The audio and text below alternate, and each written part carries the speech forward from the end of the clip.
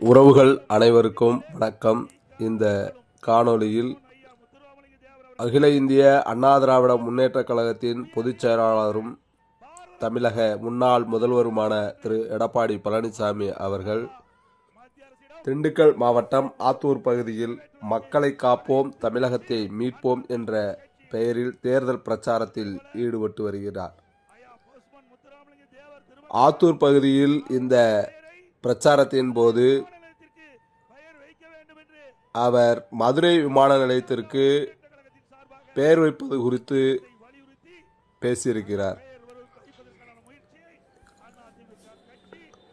அந்த பேச்சில் இரு சமூகங்களுக்கிடையே பிரச்சனையை உருவாக்கும் விதமாக உள்ளது என பல்வேறு அமைப்பு தலைவர்களும் கண்டனம் தெரிவித்து வந்த சூழ்நிலையில்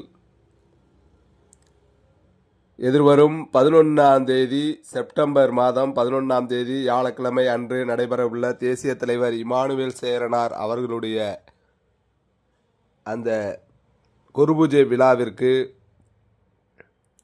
அஇஅதிமுக சார்பாக யாரும் கலந்து கொள்ளக்கூடாது என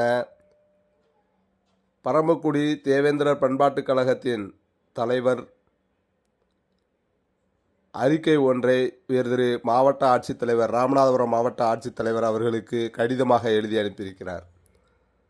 வருகின்ற செப்டம்பர் 11 அன்று வியாழக்கிழமை நடைபெறவுள்ள சுதந்திர போராட்ட வீரர் சமூக நீதி போராளி தியாகி இமானுவேல் சேரனார் அவர்களின் 68வது வீர வணக்க நாள் நடைபெறவுள்ள நிலையில் சட்டமன்ற எதிர்க்கட்சி தலைவரும் முன்னாள் முதலமைச்சருமான திரு எடப்பாடி பழனிசாமி அவர்கள் மதுரை விமான நிலையத்திற்கு பெயர் வைப்பது குறித்து தேவேந்திரகுல வேளாளர் மக்களின் எண்ணத்திற்கு எதிராக தனது கருத்தை வெளிப்படுத்தியுள்ளார் என்றும் அக்கருத்தினை தேவேந்திரர் பண்பாட்டுக் கழகம் வன்மையாக கண்டிக்கிறது எனவும் 60 ஆண்டுகளாக நடந்து வரும் தியாகியாரின் வீரவணக்க நாளுக்கு இதுவரை அஇஅதிமுக தலைமை வீரவணக்கம் செலுத்த வந்ததில்லை என்றும் மேலும் இவ்வாறு இருக்கும் பட்சத்தில் தலைமையின் மீது ஒட்டுமொத்த தேவேந்திரகுல வேளாளர் மக்களும் கடும் கோபத்தில் உள்ளார்கள் எனவும் தெரிவித்திருக்கும் பண்பாட்டுக் கழகத்தின் தலைவர் சக்கரவர்த்தி அவர்கள்